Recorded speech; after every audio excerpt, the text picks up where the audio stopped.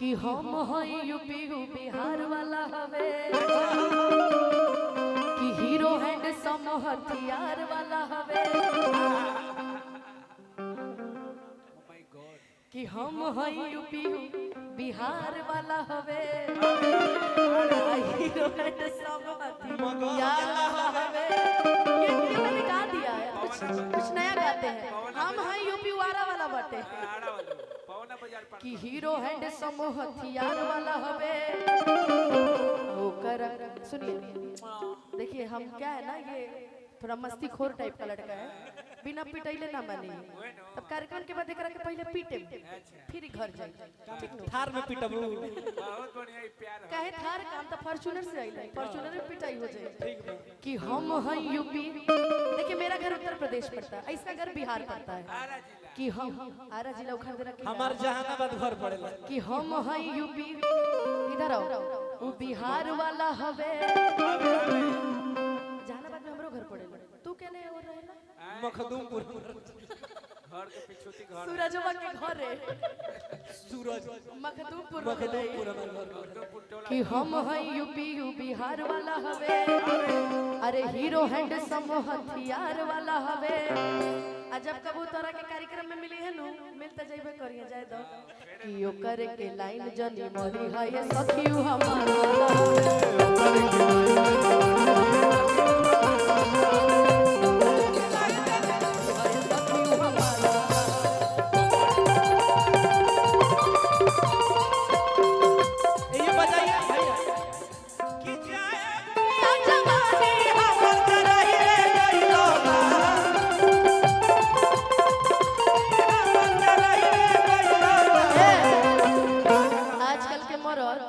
सही बता नचनियन के फेरा में ढेर ब्रेकअप होता। बहुत बहुत अरे कि जाए पिया जवानी हमर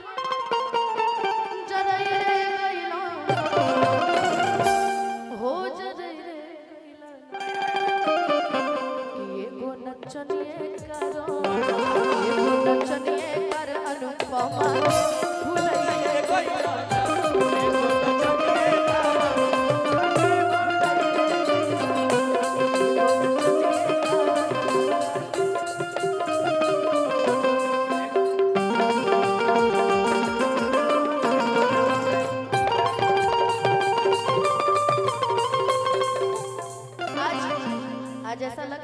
सूरज की कमी खल रही है, उसको आना चाहिए। बिल्कुल मैंने ही गाया था। अच्छा अब मुझे समझ में आया कि तुम जहानाबाद क्यों कर रहे हो। अरे हम उसको फरमाइश उसको फोन किए थे, कहाँ हो तो बोला कि हम वहीं पे हैं। अब वो घर ही है अभी। अच्छा इसकी एक फरमाइश भी थी कि सुने हमर यारवा नहीं बनाई रंग दरवा कि जहिया हम जहिबो सना अरे आके गिरमी गोड़ा पे। हाँ गोड़ में तो भले नहीं क्या भी, हम लोग को किसी से बैर नहीं है क्या जी, लेकिन हाँ भाई आने के बाद आई तब फिर तारा साथ में हम केहू के ना देख सकीला। ऐसा अमित कहत रे, हमने की कहा कि सुने हमर यारवा नहीं बनाई रंग दरवा अरे जहिया हम जहिबो सनम अरे आके गिरमी गोड़ा कि तोरा चलते हो जाए तो मर्डर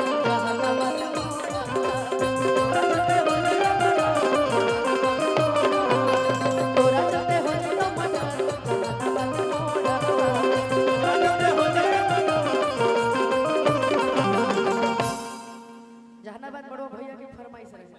शुरू में ही बोले थे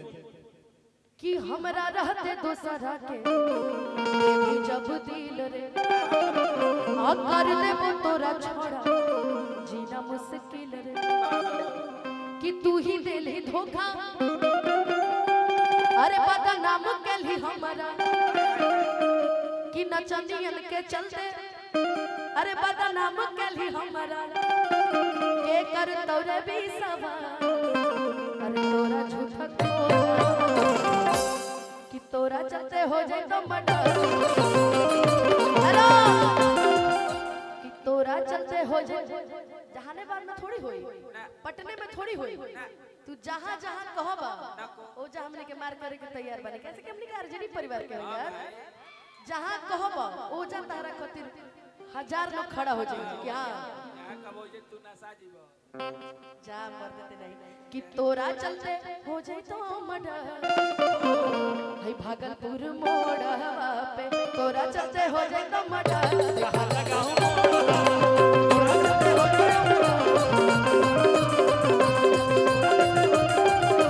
हेलो की चाहो ही हो आजो तोरा हम दिलो जान से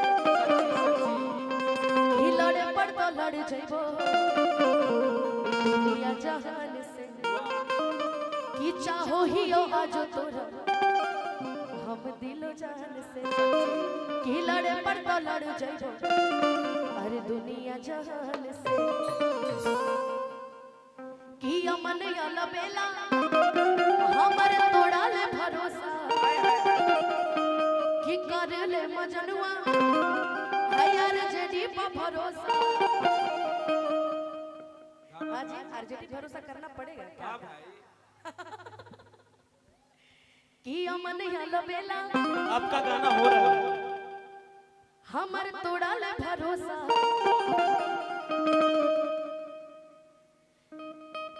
कि गईले लगा के चलीदा हम देखो भाई कोई कहीं कुछ नहीं है सब जो होता है अच्छे के लिए होता है और कल को अगर हमारा परिवार आरजेडी परिवार अगर जीतता है क्योंकि बहुत जरूरी है एक युवा को आना हमारे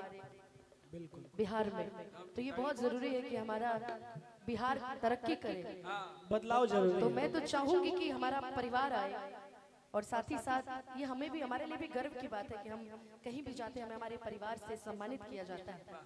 कहीं ना कहीं तो ये हमारे लिए बहुत गर्व की बात है इसलिए सही बात कि गईले लगा के चलेदा अरे नर नर नर नर नाड़े नाड़े चाय भी बेच ले भाई